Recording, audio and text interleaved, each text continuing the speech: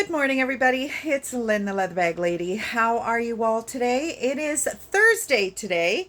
I did not speak to you yesterday. Had an unexpected day on the road with Pius, which we will talk about in a little bit. So, today's bag is, for some of you, maybe nothing special. If you follow me regularly and you do peruse my Etsy shop, I have a little bit of a soft spot for a Ontario-based brand called Karnig Mann. Leather by Man. There's a couple of different labels that you will find. So I found this really, really cute shoulder. Yeah, you can get it on your shoulder. Tote style bag by, I think it's, Leather by Man. So this little guy has a couple of issues, which you're not going to see right out of the gate because they're really not that big of a deal, but they are there and I will share them with you. But this cute little bag is quite unique for him and quite decorative. This type of decoration is very different for him. He doesn't normally embellish his bags quite to this extent, which is why it caught my eye. The leather quality is maybe not as, I don't know. I shouldn't say that because I've never come across a bad bag by this brand, but I'm just wondering whether maybe they were experimenting with something a little bit different. So let's talk about a couple of the issues. So there is one, there's another one too. There's a couple of little cracks in this trim. It is not going to affect the use of the bag at all, but it is there. Great front pocket for phones and, you know, the way we live our lives today. I've dated this bag as a 70s bag, but it could be an 80s, especially with these embellishments. But I'm going to stick with 70s just because that kind of is where my gut is taking me. So that's the first little issue. There's nothing wrong with the bag in any way other than there's just been, a few little modifications. It looks like it used to have a shoulder strap, which, to be honest, I am not mad at all that somebody cut it off. I don't really think you need it. It's a really big bag. I think it would look a little silly on your hip as a crossbody. And I mean, I'm not a tiny woman and I can still get it on my shoulder. And I prefer a bag that tucks right into my underarm because then I can keep it back and I'm almost I am hands-free. So I'm not constantly having to push it back up on my shoulder. I have very, very short shoulders, so this would be perfect for me. So, but it is visible that it looks like a strap of some sort has been cut off. And lastly, the interior. There's your Leather by Man, made in Canada. Zippered pocket here. Your velvet interior. Now it does have a center divider. Now the zipper pull is missing from this. So again, I really don't care. It's not something I would zip up on a regular basis, but it is missing. So you've got one compartment with a zipper, a divider with a what used to be a zipper, and then another compartment here.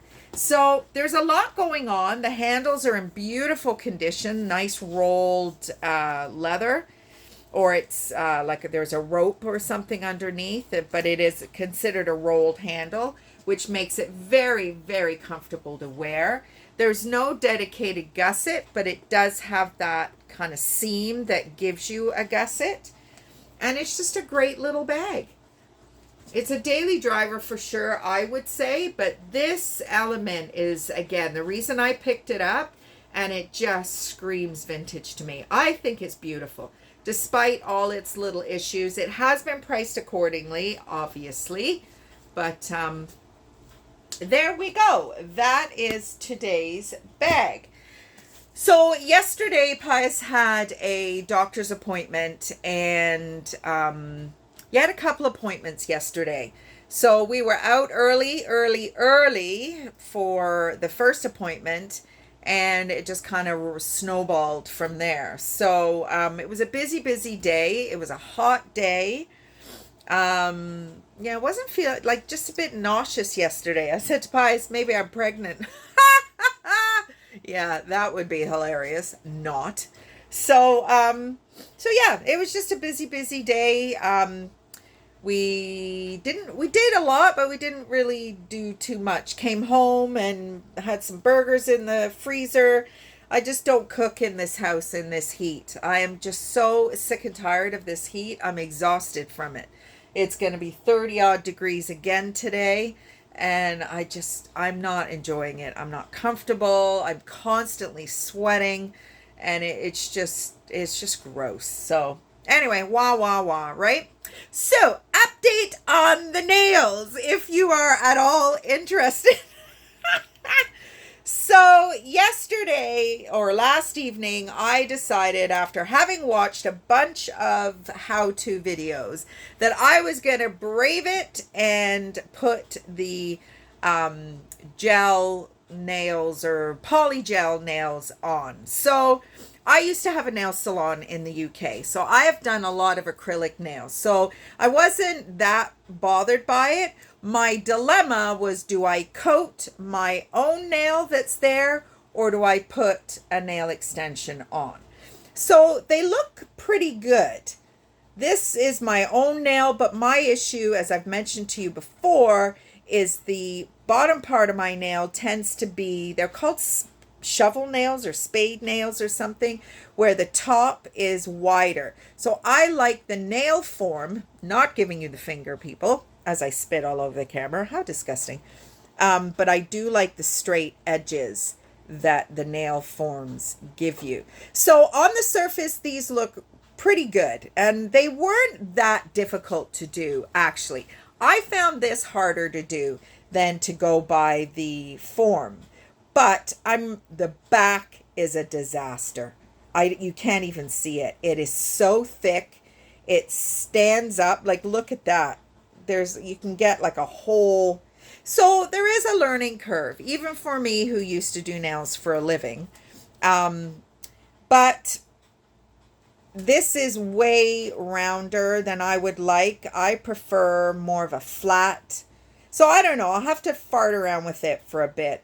But the kit I bought is called Model Ones. And this is a recommendation from my cousin, Taylor, who has very long and sparkly. And I'm not interested in any of that. I just want to have nails that are a little bit longer. My nails will grow, but after 20 years of acrylic nails, they are so soft that they break like that.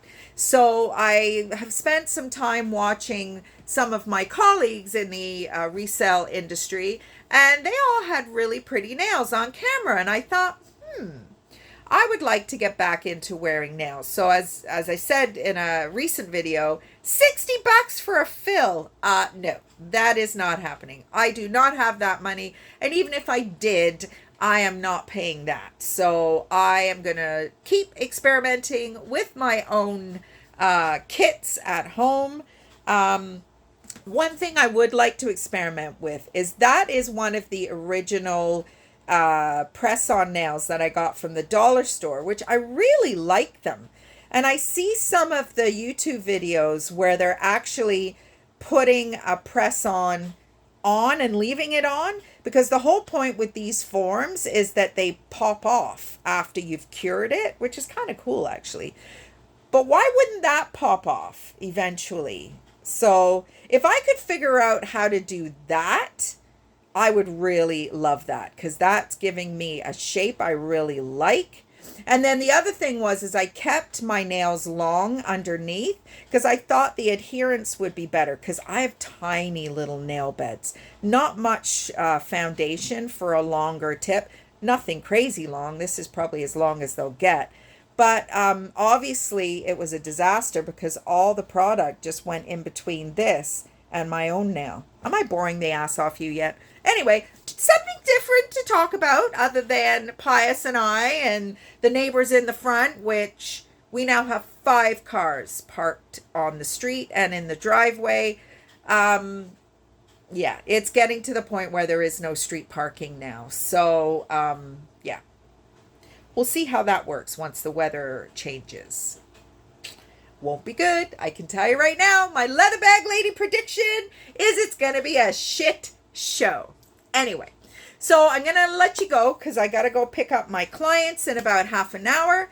And I'm seeing them today because I will be at Art Crawl tomorrow. So more than likely won't be a video tomorrow either. But have a great weekend, everybody. And go do something fun and enjoy yourself. Bye.